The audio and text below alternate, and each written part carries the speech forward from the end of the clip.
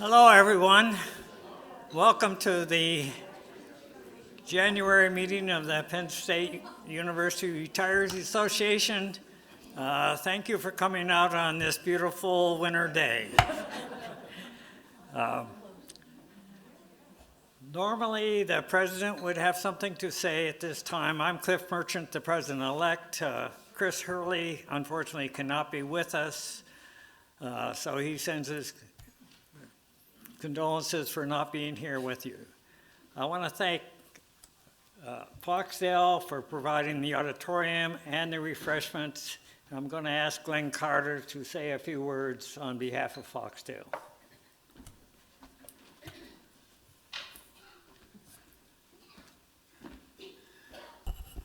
Yes, welcome to Foxdale.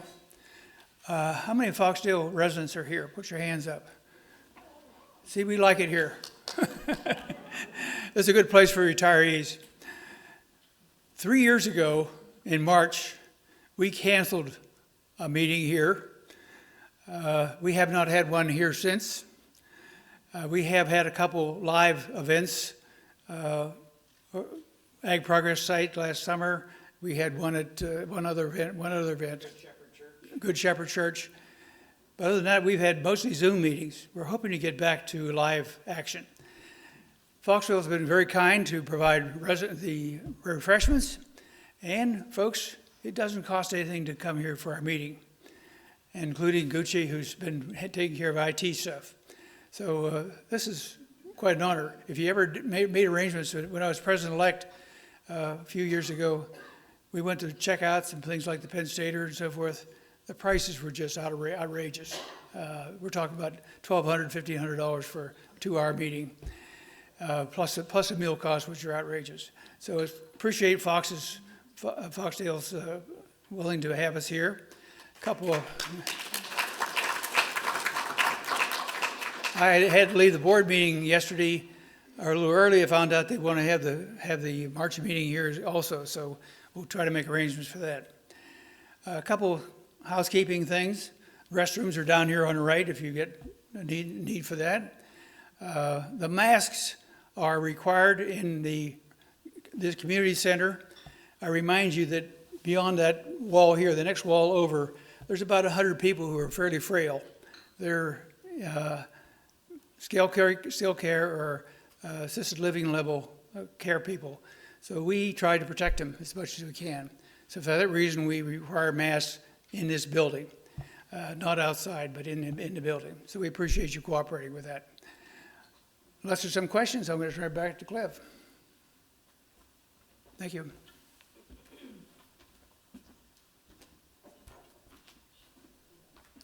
Thank you, Glenn, and again, thank you to Foxdale for providing the facility and the refreshments. With that, we will go on with the presentation. The presentation today, as you can see, is from Petticoats to Ph.D., historical look at pioneering women at the university.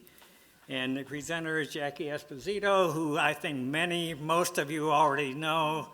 She's a retired University Archivist Librarian Emeritus. She's the author of a Penn State Nittany Lion book and has given many OLLI presentations. So with that, I'll turn it over to Jackie.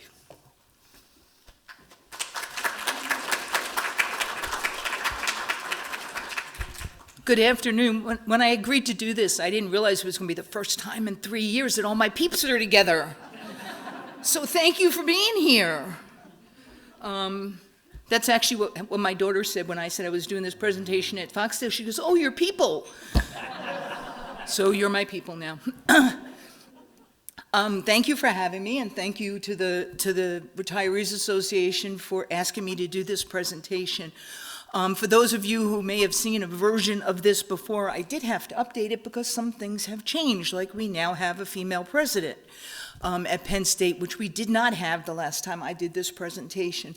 So we will talk a little bit about that. I do have one disclaimer, and that disclaimer is, if I were to include all of the pioneering women that have been at Penn State, we would be here for a month. So this is a snapshot, and so I will apologize for anyone I have missed. It is not that your contribution is not appreciated. It is very much appreciated. It's just that, and I have no qualms about saying this, Penn State would not be what it is in 2023 without the women who have been studying, working, researching, and helping to run the university since 1855. So, thank you to all of them. Thank you to all of you who are here in the audience. And we will talk about topics and stuff. It is not a purely historical presentation. It kind of jumps around a little bit. But I will answer questions at the end, or if you have a really burning question while I'm talking, you can go ahead and ask it. I'll usually remember where I was, and if I don't, we'll just move on.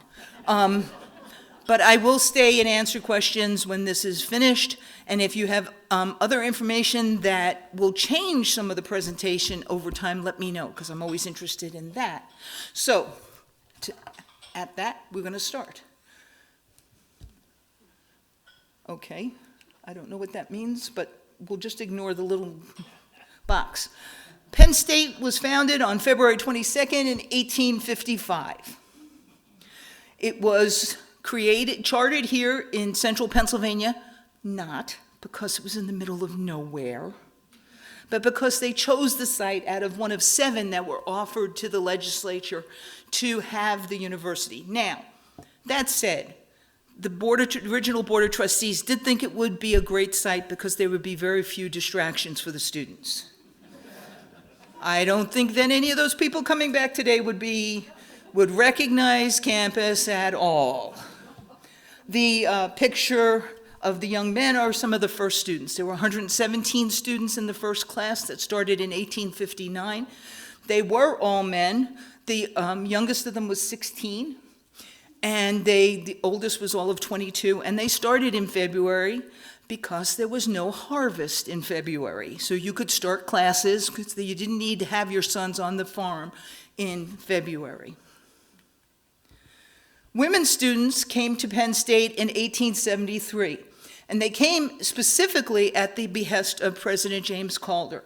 When James Calder came to Penn State from Hillsdale in Ohio, he brought 7 women students with him, 2 of whom graduated within 2 years.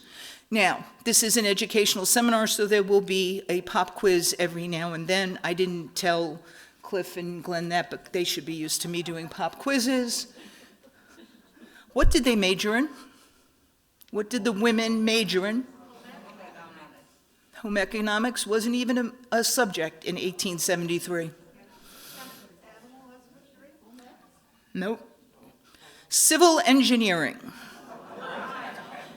And one of the very first graduates went to work in Philadelphia building bridges in the Philadelphia area. So if you're unhappy with bridges in Philadelphia, you probably have a Penn Stater to blame, What can you do?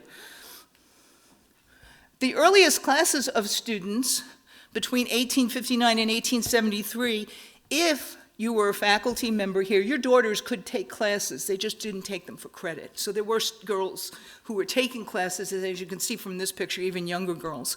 But the original classes that the girls in 1873 joined were the same classes as the young men. There were no restrictions on classes till after World War I.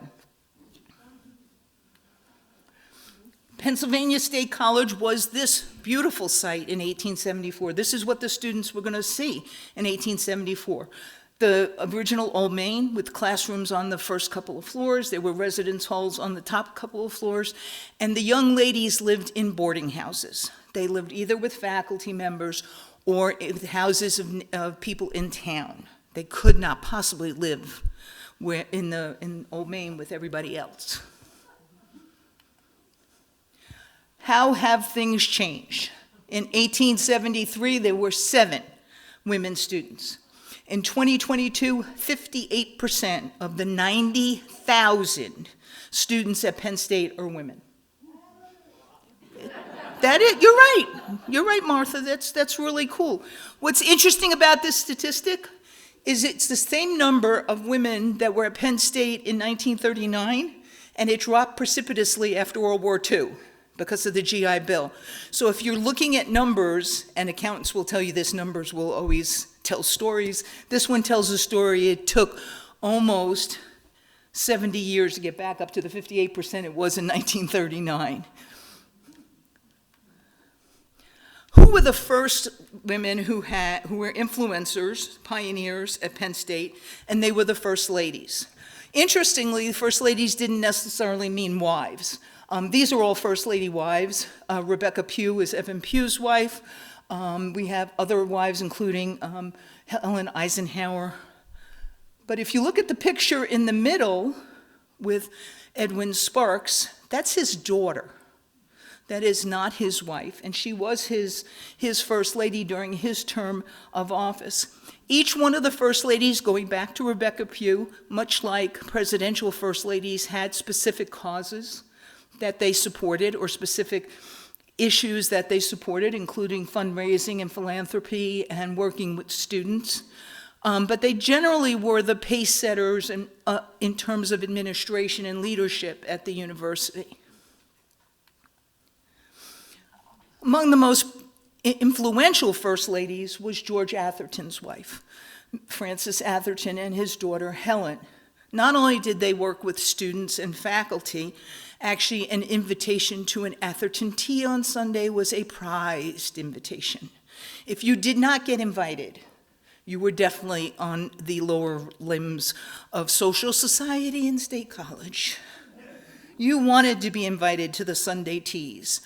Helen Atherton Govier was one of the first people who worked on library collections. So for those of us who are library history here in the room, Helen Atherton Govier was one of the first people who worked on organizing the libraries. But both Frances and Helen were influential not only at Penn State, but in State College as well. If you look at the boards of a lot of the organizations in town, you will see both of their names, including everything from the American Red Cross to the women's organizations that go back to the 1800s.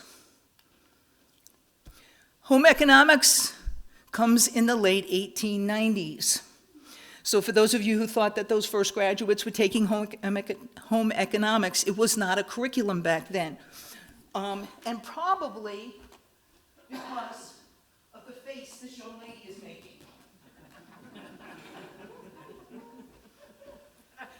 It's one of my favorite pictures of all time in the university archives, primarily because of her face. She kind of represents the every student from my perspective, you know? What am I doing here? I would like to believe it's an 8 o'clock class, but I don't know that to be true. Home economics did start in the 1890s, and it was started primarily as a way of supporting the agricultural curriculum, because Penn State started as both engineering and agricultural curriculum and didn't add liberal arts till later. Home economics was seen as a way of supporting the engineering and agricultural curriculum. The first, Jan Scholl and I were talking about this before, the first cooperative extension classes that were held distance learning were as early as 1897. They were programs that were written, courses that were written that you could take and send it back. And Penn State, despite what Michigan State and Cornell say, was one of the first universities to offer cooperative extension. So I always like to think that the World Campus has been going on since 1897. It actually feeds into the mission of the university, which was to help provide a better living for those in the Commonwealth. And that's what the curriculum was meant for. That's what the Morrill Act says. Okay. 1 second. My tech person. Tech person? We don't have a tech person. I have no way of moving the slides. Because it's loaded online. It doesn't move them? It's not moving it, no. That's because it said the battery was low. Well, that's probably that battery. Yeah. So if you could get me a new battery, I can talk while we find a new battery. If we could move the slides though. Yeah. But he downloaded it to the hard drive because they're recording it, and so I can put this up on my laptop, but that's not going to help anybody. Anyway, I can still talk about the 1890s and what it was like to be a student. So, for those of you who still see students on a regular basis, if you were a student at Penn State, you were up at 6 in the morning, which no doubt is what time the students still get up. Absolutely, Jackie. You were up at 6 in the morning. When it was just the young men, they went out and worked on the farm for 3 hours. They came in, they had breakfast, they had chapel, then they had some directed reading, they had a shared afternoon meal, and then they had classes. Lights out at 9 o'clock, which is still the same time lights are out now. Not really. I live near a student neighborhood. I know lights aren't out that early. One of the interesting things about student life in the 1800s was that it was expected that you would participate. It was expected that you would work on the farm and you would go to chapel. And if you did not do those things, there were demerits that would be offered. And so you would have to deal with that problem as well. And so one of the very early Johnstown floods kept students from coming back to campus, and the faculty didn't believe them that they were really gone because of because of Johnstown floods. And the students had their first riot encampment, and that was because they were supporting their fellow students who couldn't get back on campus. And when the faculty found out that there really was a Johnstown flood, that it wasn't that the students were making this up, this was way before Twitter, then they actually removed all the demerits from all the students that they had suspended. So you have to keep in mind what the curriculum looked like and what the expectations were. The other expectation is that the students, especially the male students in the early years, would leave to go work on the farm. So from May to September, campus was very, very quiet. That did change over time when it was realized that you could indeed have classes all year long if you set up either terms or semesters, and so that changed. Questions, concerns? No, okay. One of the reasons that home economics was added to the curriculum was not necessarily to give women a role in education, but it was to help support the agriculture program. And it's actually started right after a major financial problem in the United States. And it was recognized that there is a good financial component to running a farm by looking at the economy of housewives, what's known as the butter and eggs economy. And so that was one of the reasons that home economics was added to the curriculum. Yes. Hi, Charles. How are you? I'm good. How about the inclusion of Native folks and folks of African American? We're going to talk about both of those. One of the issues with identifying ethnicity in students is, especially in students and in employees as well, we're going to talk about Mary Godfrey in a minute. I actually have her picture and everything, is that they have to do that themselves. They have to declare it. The university didn't require that declaration until the 1970s. So prior to that, someone has to say, I'm an African American, I'm a Native American. Centre County no longer had slaves after 1820. So by the time the university opens in 1855, there is not a slave culture in Centre County, and actually not mostly in eastern and central Pennsylvania. Evan Pugh, as a Quaker, would not have tolerated it either way. He did not tolerate the students who decided during his presidency that they had to fight in the Civil War. He used to go to Bellefonte and bring them back. His argument was that you would be a better soldier if you were educated than if you were just going off in the heat of battle to be a soldier. And so his Quaker background was quite influential in terms of some of the things that happened. So we do know who the first declared African-American student was, and that's Calvin Waller. He starts in 1899. He starts in agriculture. Mildred Settle Bunton is designated as the first African-American woman. I personally believe that there's at least 2 African-American women that are earlier than her. They played basketball in 1903 and 1904, and their father was the military commandant. He's listed in the 1850 census. Now you're going to find out exactly how much of a geek Jackie is. This is me giving away my secret research life. Their father was commandant for 4 years of the ROTC. He was born in 1849. Yay, thank you. He was born in 1849, and he's listed in the 1850 census as mulatto. He's adopted between 1850 and 1860. In the 1860 census, he's listed as white, and he proceeds for the rest of his life to have that designation. He serves in the Civil War, the Spanish-American War, and World War I. He's one of only a dozen people who've served in all 3. But when he was commandant here, he had 2 daughters who played basketball. And if you look at the picture, you would assume, and we're not allowed to do that they have some African-American heritage, but they never claimed it. So the first woman to claim being African-American woman at Penn State is Mildred Settles Bunton.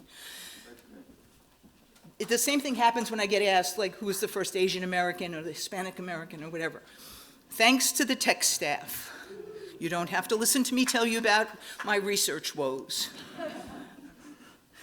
I mentioned that the first women, thanks for that question, that's a good question. I mentioned that the first women lived in rooming houses, essentially rooming houses. And in the late 1890s, the university built the ladies' cottage. The ladies' cottage would house 48 women.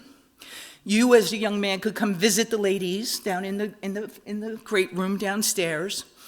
A young lady could sit on a young man's lap if there was a newspaper between him and her. I have no idea what the newspaper was supposed to do. But one of the famed things that we can tie to the ladies' cottage are the Bulldogs. For those of you who know that Penn State is the blue and white Nittany Lions, we were originally the pink and black Bulldogs. And we were the Bulldogs because there were 2 Bulldogs who lived in the ladies' cottage. They were supposed to be there for security. They were supposed to protect the young ladies from the young men. I know from my own dogs that if they're in a house with 48 women, those 2 dogs were spoiled rotten. I don't think they protected anything but their food bowls, but they were considered mascots, and they're used to talk about the baseball season that gives Penn State its Nittany Lion mascot. So you'll see in the yearbooks that the Bulldog is there as the mascot, and soon after, Joe Mason changed the mascot to the Nittany Lion. That's another presentation for another time. In addition to having the ladies' cottage, the women set up their own executive board. It was a leadership organization that would help them establish rules for women. Because every student had a student handbook, they had to keep it in their back pocket. If they didn't have it when a senior classman asked them for it, there was all hell to pay back when there was hazing, which we don't do anymore. The co-ed executive board came up with a women's handbook, and it was rules and procedures for women on campus. Women's student lives in the early 1900s were very faceted.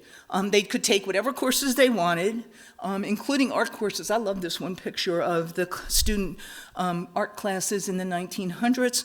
They could take whatever courses they wanted. They could major in whatever they wanted. And it's only after World War I, when the GIs come back, that there's a limit to what classes they can take. Student life was very different. They were not allowed to use the sports facilities. Sue Sheets knows all about this. They were not allowed to use the sports facilities, so they did their exercising around by the railroad tracks. The very first time women were allowed to participate in a track meet at Beaver Field, the women wore a 3-piece suit with a woolen skirt and heels. but they were allowed to participate at Beaver Field. Women's suffrage and the post-World War I era changes a lot of things. And it changes a lot of things on campus, too, in terms of rules and procedures.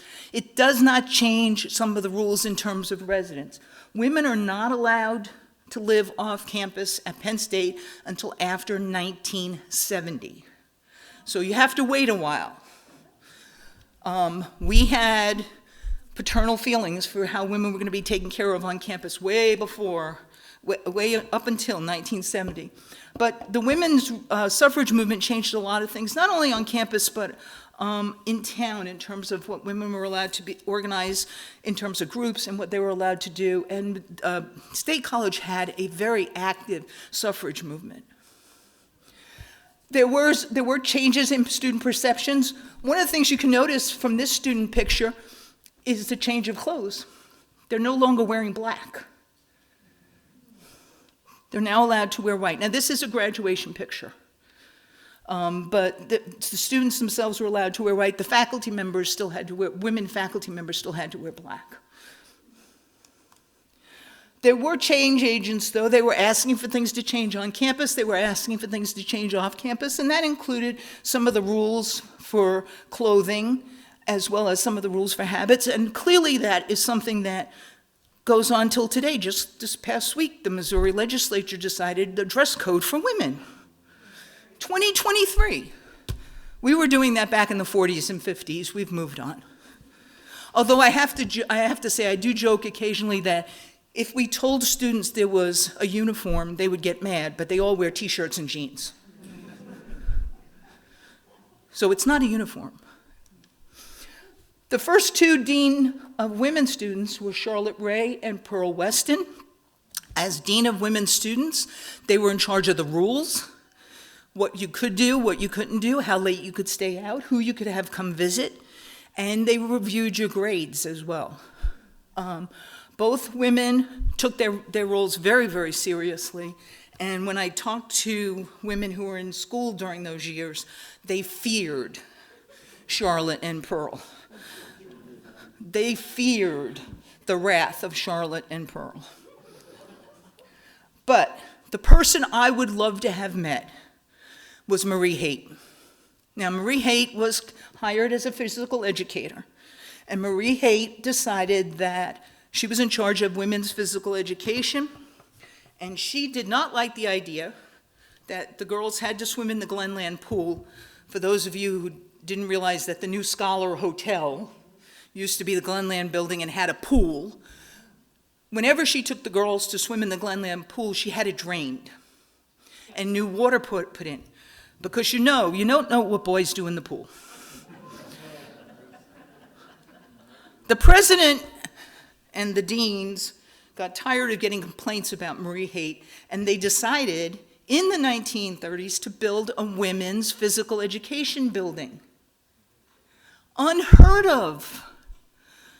It's named after Mary Beaver White, Board of Trustees James Beaver's daughter, and it was one of the earliest intercollegiate athletic buildings only for women. And during her tenure, and you were a young man, you wouldn't go near that building. You would not go near that building. I would have loved to have met her. She had to be a Spitfire. I'm sorry. Can you imagine all the trouble she gave the administrators that she got her own building built? They didn't get rid of her. They just built her a building. Here, Marie, have a building. There were other campus changes, and that had to do with changes in dorms and residents and how many roommates you could have and what kind of roommates. Speaking of which, if you want to know why we have all of the high-rises being built, is because students now don't want roommates. They want to have their own room. And there are now 10,000 more beds in State College than there are students to sleep in them. World War II made a lot of changes on campus as well. With the GIs off fighting the war, Curtis Wright took over campus and had a lot of training. And they trained mostly women to do formerly men-only jobs, but women to train in terms of aerospace engineering and in terms of various other skills, including they were the founders of a lot of the motion pictures that were done for educational training You could film classes being taught. You could film like we're recording now. You could film things, and they would have those classes, and so you see a lot of women doing that kind of work. By 1970, John Oswald announced, we are not building any more residence halls on campus, and so the realtors in the downtown market just said, fine, we'll build apartment buildings. We will line Beaver Avenue with apartment buildings. And people could move off campus. You could not, if you were a woman, move off campus till your sophomore year. So as a freshman, you still had to live on campus. But in 1970, when I do this presentation for undergraduates now, the first thing they say is, why didn't somebody say no? It's like, nobody was going to say no. You did what you were told. No, that's not.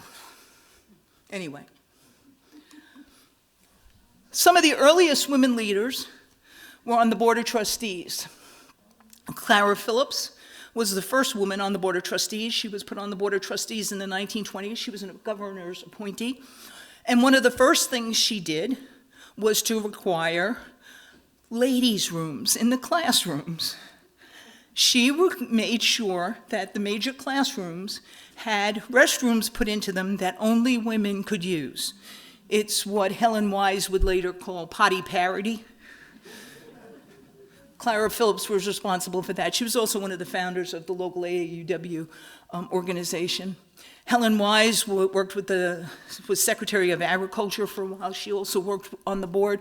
Mimi Coppersmith and Karen Peets, there have been other women on the Board of Trustees, and almost all of them have addressed women's issues. Mimi Coppersmith was one of the people who decided we should have a commission for women. So they looked at women's issues, but one of my favorites is good old Clara, who decided there were no bathrooms in any of the classroom buildings they were building. I used to do this presentation and say there were two things that annoyed me about women's history at Penn State. There was never a woman president. I can't say that anymore. And there has never been a woman in the Nittany Lion mascot suit. I can say that still. Now, that said, I am sitting on the selection committee for the next mascot at the end of the month, so hopefully maybe we can change that. We'll see. I don't hold a lot of hope, but our first female president is Neeli Bendapudi, and many of you have gotten a chance to meet her. If you haven't, you should make an opportunity to meet her. She's fairly eloquent and has been looking at Penn State in a number of ways, but we finally have a female president. She was not, however, the first candidate for president, first female candidate for president. We have had female candidates for president, they just weren't chosen. The most prominent of which would have been Carol Cartwright, who was on the short list back in the period of time before Graham Spanier was elected president. Carol Cartwright? I'm sorry, I can be louder.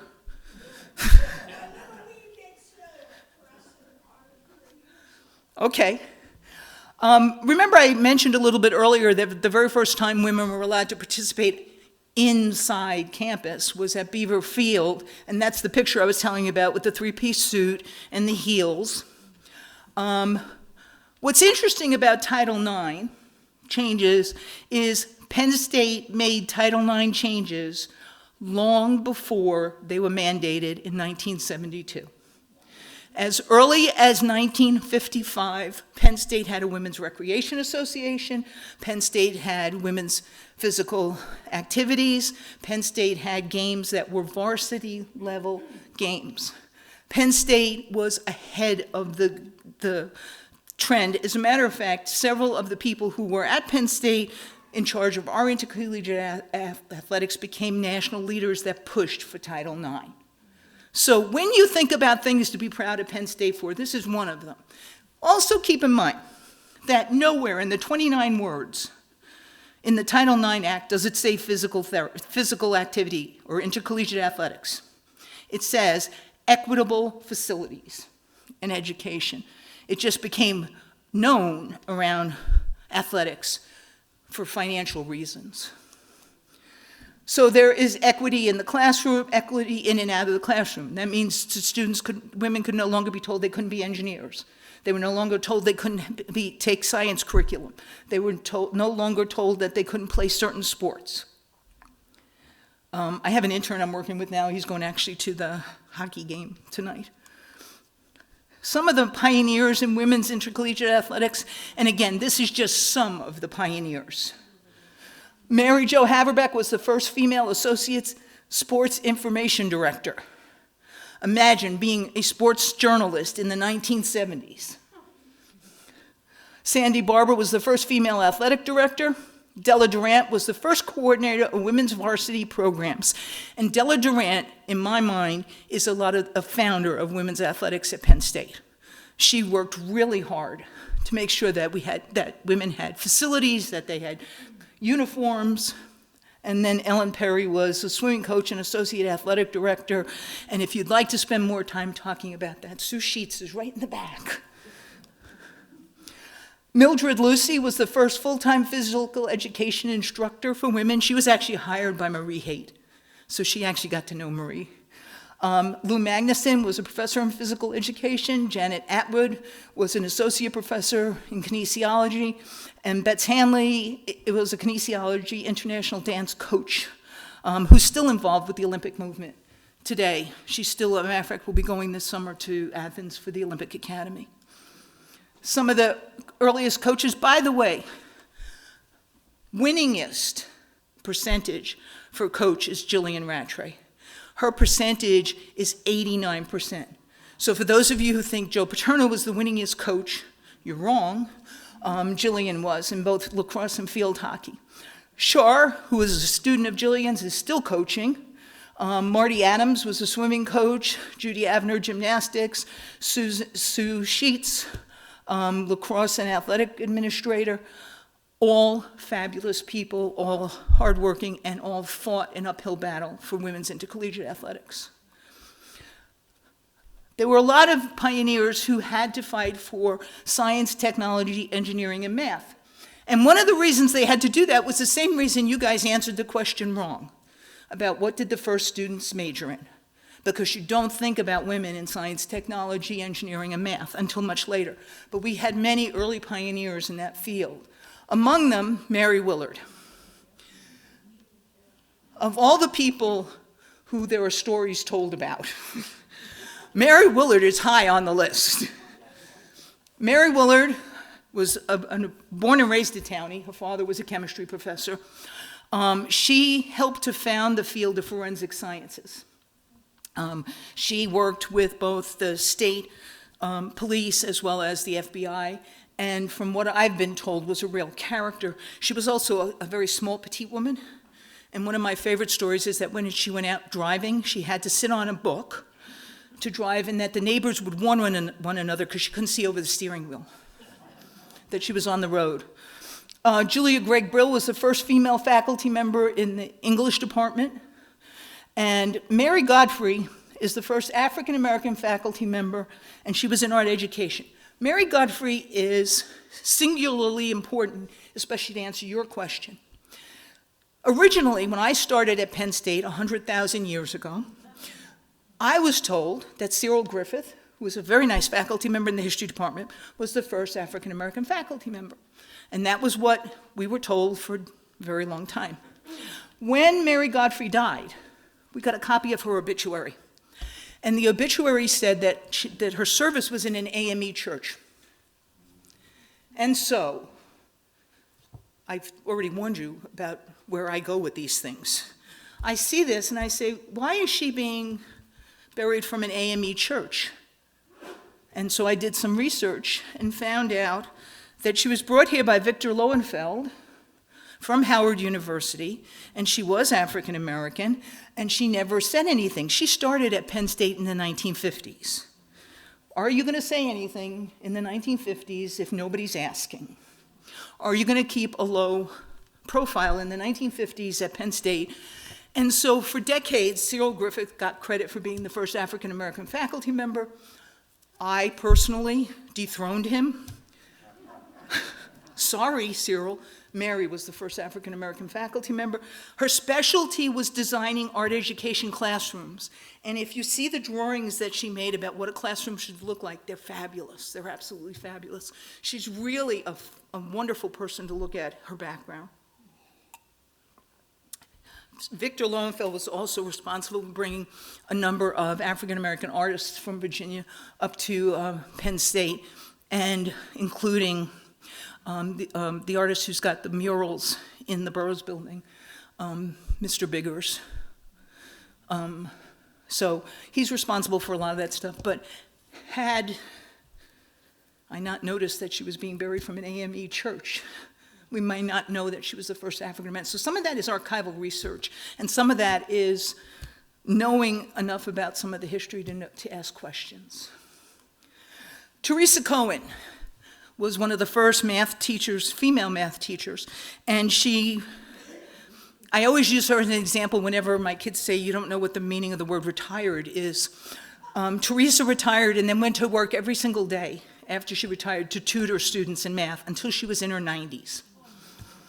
Lucretia Simmons was the first female full professor. She was in the German department and she was a founding member of AAUW. And as hard as I have tried, I've never been able to find a picture of her smiling. I don't know if that's the German department in her or what, but. Grace Henderson is the first female academic dean. She was Dean of Health and Human Development. She originally started it as the College of Home Economics, and she changed it to the College of Human Development because it was scientific work. It was not non-scientific work, and she was adamant that people should take it seriously. Pauline Berry Mack was a nutritional chemistry faculty member during Grace Henderson's tenure. She left Penn State and went to work for NASA on food for astronauts and was responsible for helping to create things like Tang. Edith Pitt Chase was responsible for establishing the home management houses where you would actually have people come with their kids. It's really a form of daycare. And you could use the students, the kids, and your students would have actual live human beings, human resources to work with. Dorothy Harris was the first woman inducted into the International Psychology Hall of Fame. She was one of the earliest known sports psychologists, and she was one of the founders of the National Women's Sports Foundation with Billie Jean King. Here at Penn State, Rose Colon, after whom the State College Volunteer Award is named, was an adult educator who went out of her way to make sure that returning adult women students were paid attention to, they were mentored, that they were taken care of so that they did graduate. They had to give it up once. She wasn't going to let them give it up twice. Currently, there's fascinating people like Susan Squire, who's the Brill Professor of Gender Studies. One of my favorite people, who unfortunately died recently, was Thelma Price, who was the VP of Student Affairs and Educational Equity. And right now down at Hershey is Jaime Palomera, who's an internist and working on anti-bias patient management policies. It is cool. It's really cool. If you ever get a chance to read some of the stuff she's written, it's really fascinating. There's our own Grace Hampton, who's professor of art education, part of the Intergenerational Leadership Institute, and one of the first African Americans to be in a leadership position in the president's office.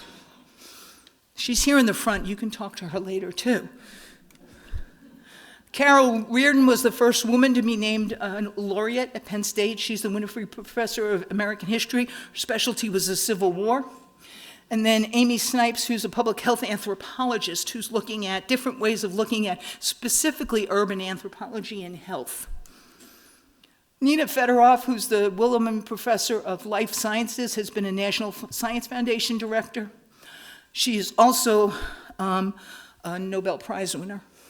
Nicola Gutgold, who's at one of the campuses, is a Women's History Associate University Scholars Director, and she's written a number of pieces on a woman president, being a woman president. And then Jacqueline McLaughlin is a founding director of Science through Education through Immersion in the College of Agriculture. Again, these are only some people. There are hundreds of women that you could find that are fabulous. Gabrielle Foreman was recently named a MacArthur Genius Fellow Award winner. She's the director of the Center for Digital Black Research. It's a joint project with the College of Liberal Arts and the University Libraries. Susan Toller McKinstry is an Evan Pugh Professor in Materials Sciences and Engineering. And Barbara Rolls, who once again has the most popular dietary book in the nation for the 15th year in a row. It has been updated. In addition to all of the academics, we also had major leaders in arts and entertainment. Probably most prominent among them was the wonderful Helen Manifold. Sweetest, most fabulous woman you'd want to meet. In 1978, the university created a Department of Women's Studies. It was a way to look at curriculum specifically based on women and women's history. And in 1981, there was an establishment for the Commission for Women. The Commission for Women made recommendations as to how life at Penn State for women could be better, what we could do for gender equity and make things work better for women faculty, staff, students. Some of the recent and current deans that are around, one of the longest serving deans in Penn State history was Susan Welch. She's the only dean that was longer than her was a dean who was in mineral industries at the turn of the century. Nan Croder from Health and Human Development and Barbara Chris from Ag Sciences. Nancy Eaton used to be the dean of the University Library. She's right here with us. Yvonne Galdas, who's a dean in undergraduate studies. Marie Harton at the College of Communications, and Barbara Corner at Arts and Architecture. The deans used to get together over at the corner room, and the women deans, and have breakfast once a month.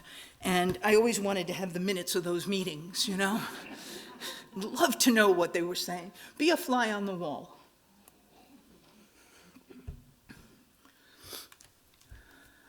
In the provost's office, we have people like Kathleen Bishke, Renetta Engel, and Regina, I'm not even going to try to pronounce her last name, who are leaders currently in academics at Penn State. Business administrators like our very own Carmela Degenhardt, who was executive assistant to the president. I specifically like that picture. I was looking for a picture of Carmela and found that one with her and the Nittany Lion. I like that one. Terry Parker, who's financial director of the Office of Physical Plant, and a superb singer. If you ever get a chance to hear Terry sing, go listen. She's got a fabulous voice. And then back in the day, Carol Herman, who was senior VP for administration. Lydia Abdullah, who was director of diversity and inclusion in finance and business. The mentoring award is named for Rosemary Scher. And Rosemary was a staff administrator when she was at Penn State, and she left money in her will so that we could give out an annual award for mentoring. Gail Hurley, who recently retired as Associate VP for Auxiliary Services. The Center for Women Students, which is different than the Department of Women's Studies, the Center for Women Students is specifically resources for women. So they work with things like the Women's Resource Center, as well as dealing with advocacy, information, educational programming, and liaisons around campus with other groups. Some distinguished alums from Penn State. Barbara Franklin, who was the former Secretary of Commerce under Presidents Nixon and Ford. Joan Chittister, who's known as a radical feminist nun up in Erie, Pennsylvania.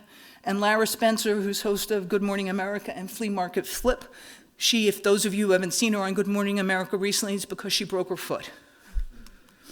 Mary Beth Oliver, who's a distinguished professor of media studies. Valerie Plame, who's a former CIA agent, who was actually outed by a male colleague. Patricia Wirtz, CEO of Archer Daniels Midland, the largest agribusiness in the world, and she's the CEO. And Ariana Davis, who's the editor of O Magazine, recently was named one of the most powerful 30 under 30. In addition to academics, there were social organizations that built up around women, most prominently the University Women's Club and AAUW, who is known prominently for its used book sale, but also for its scholarships for returning adult women. And then there's philanthropy, and I can't do philanthropy without talking about one of the most prominent women at Penn State, and that's Sue Paterno.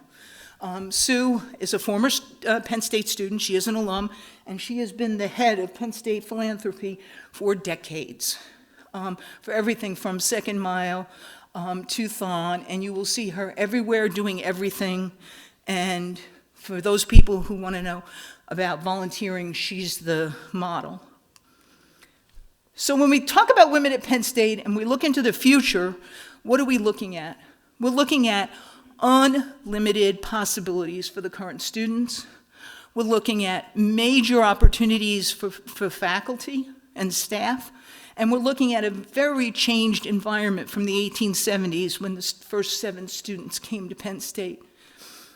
We've redesigned the campus system. We've looked at new emphases on diversity and international programs, as well as student philanthropy. And we've also looked at how do we make the learning experience a lifelong learning experience. Clif mentioned that I do a lot of presentations for Ollie, and that's lifelong learning. Everybody is responsible for lifelong learning, and that's one of the things that Penn State does well. It's also one of the programs that has been spearheaded by women since day one. So if you're interested in that.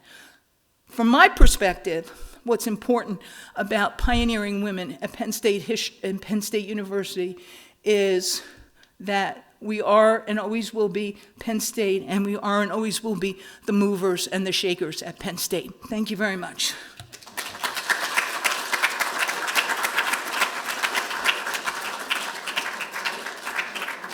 I know Charles has another question. Okay. You talked about the percentage of students that are women. What is the percentage of women amongst the faculty? The percentage of women amongst faculty is much lower.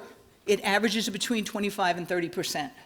Now, they're trying, and I have to say they're trying because they've been trying as long as I've been at Penn State to get that number up, but it still levels out between 25 and 30%. But it is dependent on the discipline. So it is much lower in STEM fields than it is in the liberal arts, in education, in agriculture, than it is in the STEM fields. So it's one of those things where the numbers work whichever way you want them to work. So some colleges are doing much better, other colleges not so much. Other questions? Yes, ma'am.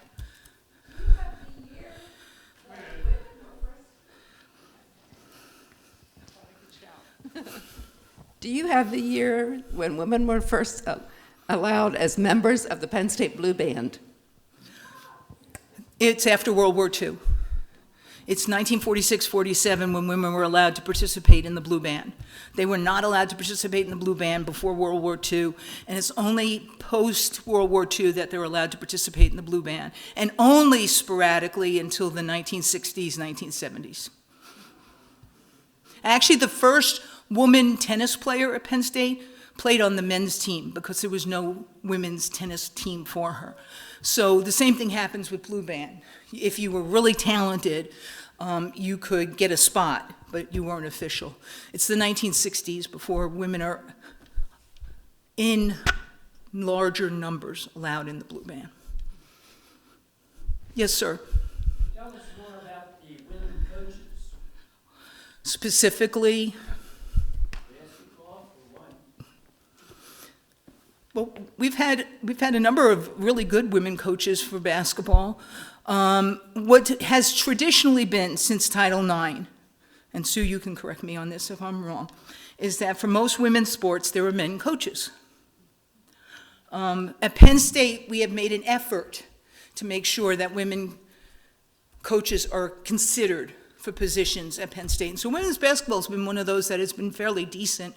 Only recently did the longest-serving coach retire, and a woman took over his place. So Russ Rose in volleyball retired, and now there's a woman who was an assistant coach who's now the head of the women's volleyball team. You have to make a conscious effort to recruit and retain. And that's one of the biggest problems, not only with women faculty and coaches, but with African American faculty and coaches, any ethnicity. You can recruit, but retaining them is really hard in Center County. Yes, ma'am. This might be a stretch, but you mentioned the first students were 7 women, and they were majoring in civil engineering, and one went down to Philadelphia, and helped, She worked with an architectural firm in Philadelphia to build bridges. what was her name? I do know her name. I have to think of it. Her name is Emma. I have to think of what her last name is, but I do have her name. We have the names of all 7 women. Actually, one of the best resources in the university libraries is an alumni directory that was written about all the students from 1855 to 1935, and it includes anyone who ever went to Penn State, even if they only took one course. Unfortunately, the Alumni Association never kept something like that up. It would have been fabulous if they did, but all of the students who participated in Penn State from 1855 to 1935 are in that alumni directory. Emily Cross.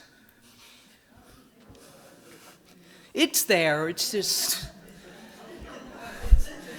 it's in there. I just have to, the Rolodex has to, you know.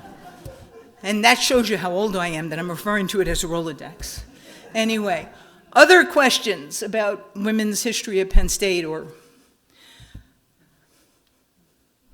Well, thank you very much. I really appreciate your attention. Thank you to the retirees for hosting this and to Foxdale for being such great facility.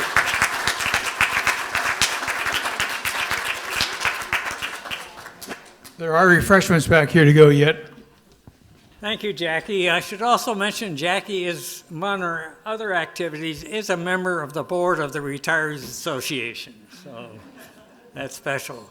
I was thinking back to my engineering class in 1958. There were 2 women in that engineering class. There were 180 of us electrical engineers, and there was 1 woman in electrical engineering. So with that, I always have a lot of empathy for them. Yeah. Because being the only one yeah, is so hard, and you have to have a spine of steel. yeah, to put yeah. up, which is why I would love to have met Marie Haight, is because you have to have a spine of steel to be the first. You have to have a spine of steel to go into a classroom where you're the only. And that's really hard. And I will have to mention, she was the president of the student, which was then the Institute of Radio Engineers. It's now the IEEE, but she was the president of that organization and a very good student. So I thank everybody for coming. I will mention that our next membership meeting is March 16th, I believe, and the speaker is going to be Janine Lazier, who's the Vice President of Membership for the Center of Business and Industry in Center County. And then in May, I don't have the date in my head, will be our annual business meeting, which will include meal as well as electing new board members and any other business that We're needs working to. on entertainment for the May meeting. Yes, we are. So with that, I'll say thank you for coming, and I hope the weather's better than when we came in.